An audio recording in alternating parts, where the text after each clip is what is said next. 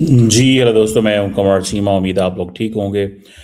दोस्तों, अभी कोई कंफर्म रिपोर्ट्स नहीं आ रही, लेकिन ये पता चला है कि इंडिया जो है वो 8.6 बिलियन डॉलर की डिफेंस डील जो है वो इसराइल के साथ साइन करने जा रहा है। प्राइम मिनिस्टर मोदी वहाँ पे 2 दिन के ट्रिप पे हैं।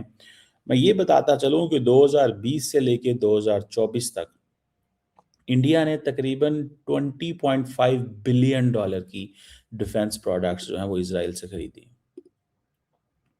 सो कीप दिस इन माइंड कि इंडिया जो है वो इस वक्त as as of now we are speaking तकरीबन तकरीबन 29 अरब डॉलर, 29 बिलियन डॉलर की डील्स कर चुका है, असला ले चुका है। अब ये चीज थोड़ी सी समझनी पड़ेगी। अगर लार्जर सवाल देखा जाए, सुनने में आ रहा है कि जो एंटी बलिस्टिक पैक्ट है वो भी हो रहा है, कि जो development and deployment of anti ballistic missile system दोनों मुल्कों के दरमियान वो भी मुआहदा हो रहा है। और ये कहा जा रहा है, जो अभी तक पब्लिक नॉलेज है, ये कोई नेटो स्टाइल डिफेंस ट्रीटी नहीं है कि deployment and development of anti ballistic missile system जो है ये कोई नेटो स्टाइल डिफेंस एग्रीमेंट नहीं है। लेकिन ज्वाइंट डेवलपमेंट होगी, टेक्नोलॉजी ट्रांसफर होगी, इंटेलिजेंस शेयरिंग होगी। अब इस चीज को थोड़ा समझ लेना चाहिए कि in every war between India and Pakistan, Israel will definitely be standing with India. Israel का जो हर तरह का जो रिलेशनशिप है वो इंडिया के साथ होगा। और ये जो एंटी बैलिस्टिक मिसाइल पैक्ट है, अगर ये साइन हो जाता है तो जारी बात है इंडिया जो है वो इसराइल की डिफेंस इंडस्ट्री का स्टेक होल्डर बन जाता है। यही चीज़ तो इंडिया को चाहिए, to attract the Germans, to attract the Europe, to attract the Americans and the British. और पाकिस्तान जारी बात है ये काम कर नहीं सकता। हमारी इसराइल से कभी दोस्ती हो नहीं सकती, हम कभी इसराइल को रिकग्नाइज कर नहीं सकते, हम इस लाइन लेंथ पे जा नहीं सकते। तो west will always have issues with us and they will always be comfortable with India. देखें, when Americans were investing so much in India, that was giving a lot of comfort to the Europeans कि yes, अगर ये sign कर रहे हैं तो कोई बात नहीं, हम भी कर लेते हैं। सिमिलरली अगर आप इसराइल के साथ ये सब कुछ कर रहे हो तो simple, there is a clarity. और वो क्लैरिटी ये है कि भाईजान ठीक है, हम ये कर रहे हैं तो फिर हम भी अपना काम करते रहेंगे। ये अगर ये इसराइल को कबूल है तो ये यूरोप को भी कबूल है, जर्मनी को भी कबूल है, बाकियों को भी कबूल है। ठीक है ना जी। और आपको पता है कि इंडिया ने यूनाइटेड नेशंस के अंदर ईरान के न्यूक्लियर प्रोग्राम के ऊपर अगेंस्ट वोट दिया है, लेकिन चाबहार पे कोऑपरेट करना चाहता है। वो कहते हैं जी ये कंट्रडिक्शन नहीं है, ये स्ट्रैटेजी है। क्या इंडियंस कहते हैं ये कंट्रडिक्शन नहीं है, ये स्ट्रैटेजी है। स्ट्रैटेजी क्या है कि चाबहार पोर्ट, जिसके ऊपर अमेरिकन ने प्रॉपर सैंक्शंस लगा दी हैं, अगर वो करते हैं तो इन अदर वर्ड्स वो बेसिकली अमेरिकन को ये कह रहे हैं या बाकियों को ये कहेंगे कि हाँ भाई ठीक है, ये सब अच्छा है, सब ज़बरदस्त है। ठीक है, तो ये फैक्टर जो है वो अ, मुझे नज़र आता है। अच्छा, अब अगर आप इसको देखें कि एक तरफ तो आपने देखा कि एंटी बैलिस्टिक मिसाइल पैक्ट जैसी बातें हो रही हैं, सिस्टम्स एक्सचेंज होंगे। इंडिया कहता है जी हमारी हम बैलेंसिंग कर रहे हैं और ये हमारी डाइवर्सिफिकेशन है डिफेंस इक्विपमेंट की। ओके, दैट मेक सेंस कि इंडिया फ्रांस से, अमेरिका से, इसराइल से खरीद रहा है, रशिया से भी खरीद रहा है। लेकिन रशिया से सिर्फ S-400 या कुछ बाकी जेट्स जुट्स हैं, इन केस अगर वो बाकी भी वो खरीदते हैं तो दैट इज अनदर थिंग।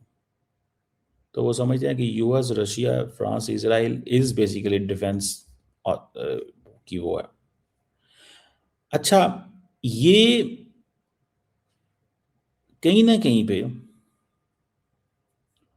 मुझे ये लगता है कि लोग सवाल करते हैं कि इंडिया जो है वो मिडल ईस्ट के अंदर बहुत ज़्यादा एक्टिव हो गया। इस बात में वज़न है।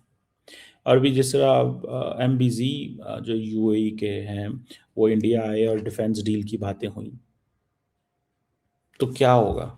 Not definitely, it's basically India, UAE, Israel, United states, France, ये बहुत सारी जो पार्टनरशिप्स हैं वो आपको नज़र आएंगी। What India and Israel will be sharing, India and UAE will be sharing. समझ रहे? तो बहुत सारे लोगों का कहना है, लोग बात नहीं करते पाकिस्तान में क्योंकि अभी पाकिस्तान और यूएई के बहुत अच्छे ताल्लुकात हैं और हमेशा रहे हैं। जो लीडरशिप है यूएई की वो हमेशा पाकिस्तान की बड़ी ख्याल करती रही है, रिस्पेक्ट करती रही है। हमारे साथ उनके बहुत अच्छे इकोनॉमिक पार्टनरशिप हैं, बहुत अच्छे रिलेशंस हैं, शुरू से ही हैं, मतलब अभी भी हैं। ठीक है, तो वो लोग समझते हैं कि ये क्या चीज़ जो है वो होने जा रही है।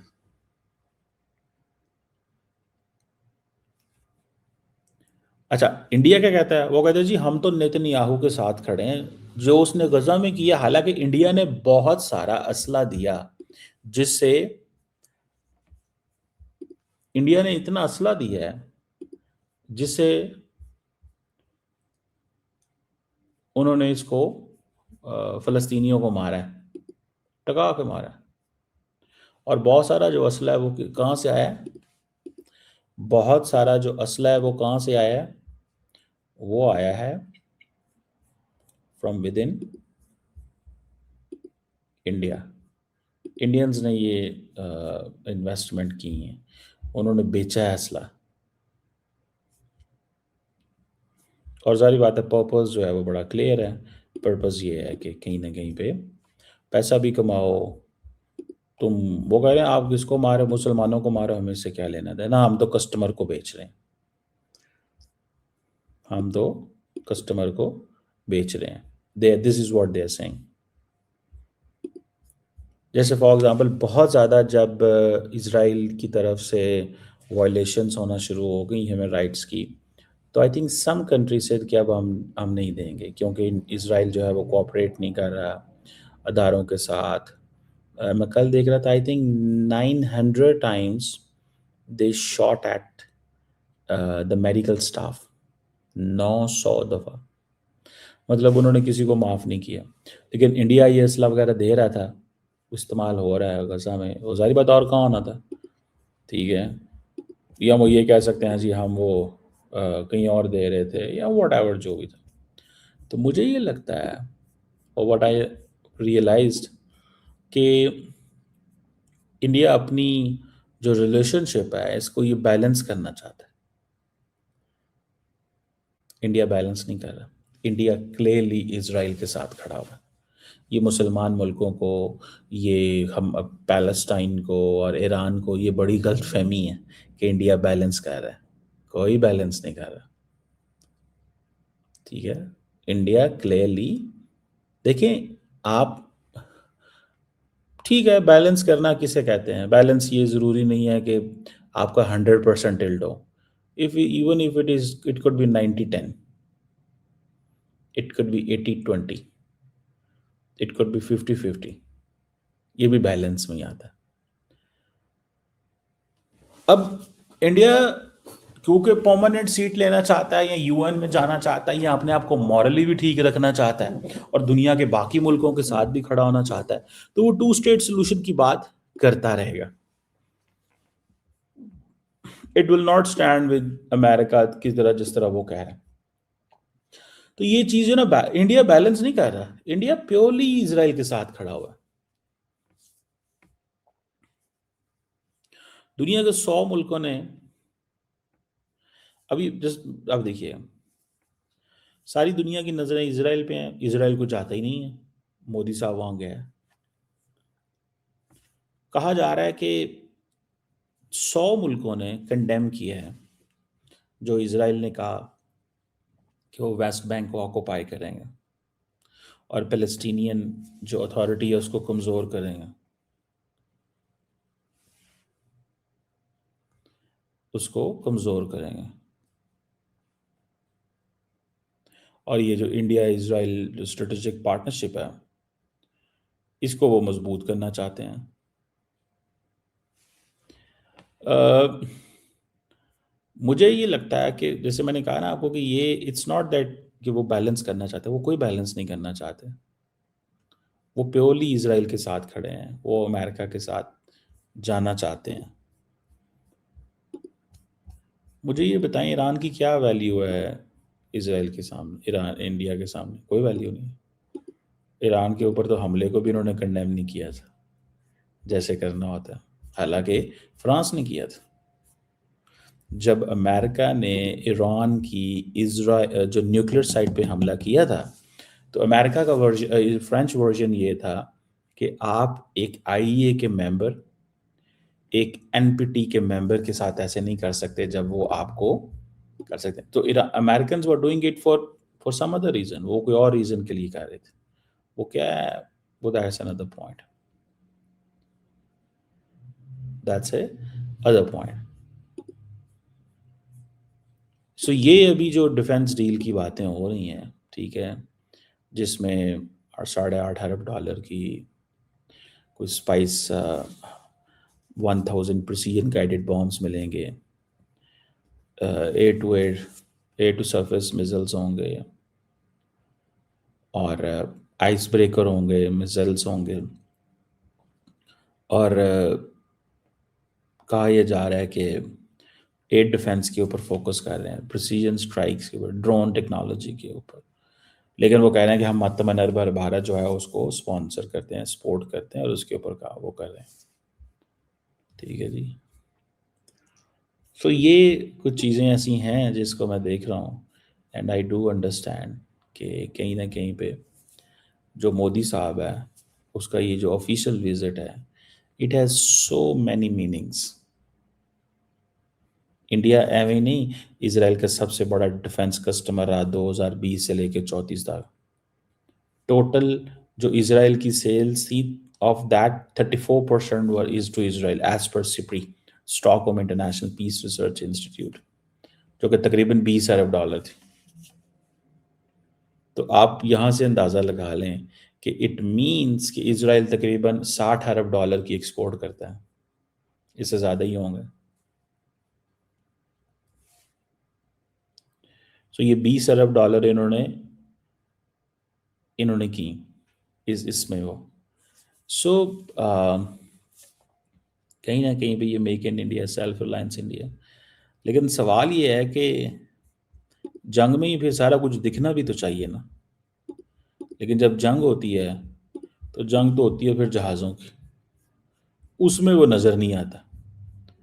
लेकिन एक चीज़ है, मैं आपको बता दूं कि अब जो जंगें होनी हैं, जब पाकिस्तान जो है उसने कहा है कि वो अपनी आर्मी रॉकेट फोर्स कमांड जो है वो बना रहे हैं। ये पाकिस्तान के वज़ीर आज़म ने ये पिछले साल 14 अगस्त को आई थिंक कहा था। जो नेशनल कमांड अथॉरिटी है उसके नीचे सारी चीज़ें आ जाएंगी, और इस तरह कुछ होगा। एक चीज़ तो बड़ी क्लियर हो गई है कि भारत और पाकिस्तान के दरमियान जितनी भी फ्यूचर में जंगें होनी हैं, जो कन्वेंशनल मिसाइल कैपेबिलिटी है, बात वहीं से शुरू होनी है, बात वहीं से शुरू होनी है। और इंडिया बेसिकली उसके पीछे जा रहा है। जैसे ब्रह्मोस की वो बात करते हैं बहुत कि जी हमने ब्रह्मोस था, हमारे पास ये था, हमारे पास। पाकिस्तान कह रहा है हमारे पास फतह 1 थे, फतह रॉकेट सीरीज है ना पाकिस्तान के पास, ठीक है, उसको करना।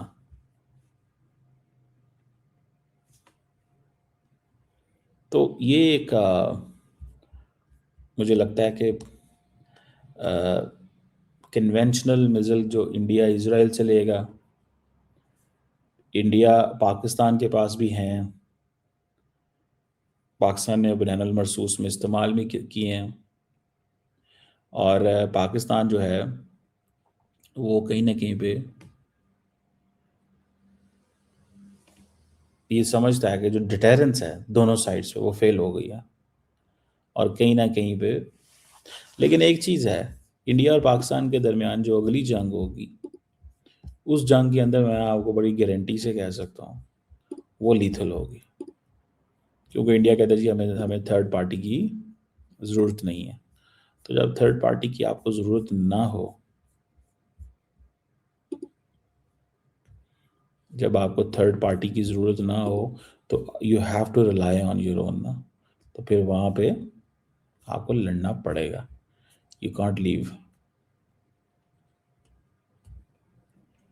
आप वहाँ से पीछे नहीं हट सकते। बहरहाल क्या उससे निकलेगा क्या नहीं होगा वो तो हम बाद में डिस्कस करेंगे, लेकिन फॉर अ मोमेंट ये जो 8.6 बिलियन डॉलर की डील है और ये जो बैलेंस करने की कोशिश कर रहे हैं, no Israel India is not balancing please. India ने अपना सारा वजन वहीं डाल दिया है। ये जो पैलेस्टाइन स्टेट हुड है, ये सबको पता है कि इसकी क्या है। जस्ट अरब वर्ल्ड के अंदर लोगों को बता देना कि जी हम इसको सपोर्ट करते हैं, लेकिन साथ में इसराइल को मिसाइल भी देना कि हमास इनको मारो गजा को। तो आप ये नहीं कह सकते कि अ, ये ऐसे नहीं लगता। बहरहाल देखते हैं कि फाइनल क्या प्राइम मिनिस्टर के निकलता है। But now India has more partners defence के हवाले से, और विद इन मुस्लिम वर्ल्ड एक ब्रॉडर डिवाइड है जो नज़र भी आ गई है, जो विजिबल है, प्रॉपर विजिबल है, और एक जो जैसे कहते हैं ना एक लड़ाई है। देखते हैं क्या होता है।